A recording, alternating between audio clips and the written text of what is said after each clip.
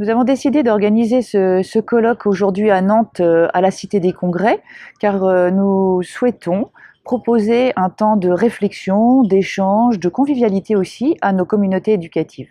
En effet, on a invité les chefs d'établissement, les parents, les enseignants, les personnels intéressés par notre thématique à venir tous ensemble pour se cultiver, pour pouvoir échanger, pour pouvoir semer, ensuite pour pouvoir redévelopper ça dans leurs établissements.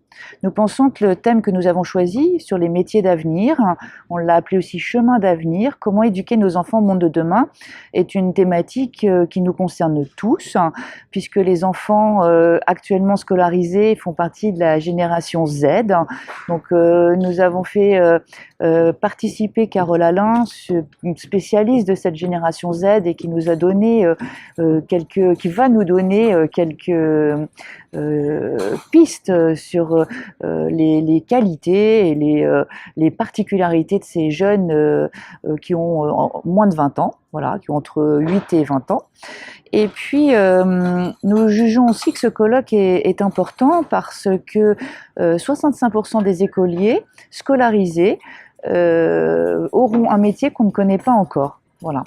En 2030, finalement, c'est pas loin, c'est considéré comme demain, et demain se construit aujourd'hui. La révolution numérique est une révolution qui nous impacte tous, et on voulait aussi réfléchir à ça, la place du numérique, la place des robots sur notre quotidien. Ce colloque est organisé aussi parce que nous nous rendons compte qu'il y a des enjeux éducatifs, pédagogiques, sociétaux qui sont très importants. Donc nous sommes tous concernés, autant les parents que les personnes à qui nous confions nos enfants pour les temps scolaires. C'est pourquoi il va y avoir aussi des témoignages de chefs d'établissement, d'un chef d'établissement nantais qui a mis en place un collège dit libéré, sans classe, sans notes, sans sonnerie dans son collège, et qui fera écho à la présence aussi d'un chef d'établissement, d'un chef d'entreprise qui s'appelle Alexandre Gérard, qui a mis en place aussi une entreprise dite libérée. Donc on va entendre dans le propos enregistré de Carole Alain le fait qu'il faut qu'on donne plus de liberté à nos jeunes, qu'on leur donne le goût de l'entrepreneuriat, qu'on développe la création, qu'on leur fasse confiance, qu'on tienne compte de leur temps de concentration qui sont assez faibles. C'est pour ça que les enjeux sont importants et que nous sommes tous concernés dans nos communautés éducatives. Pour nous, les parents, quelques pistes d'aide, on va dire, d'accompagnement à la maison, être à l'écoute de nos enfants, prendre des temps pour tenir compte de leurs désirs, qu'est-ce qu'ils ont dans leur tête, mettre en avant leur créativité.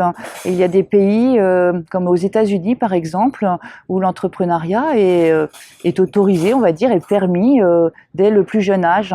Donc on a aussi découvert des structures qui peuvent accompagner nos jeunes en France pour faire de la création.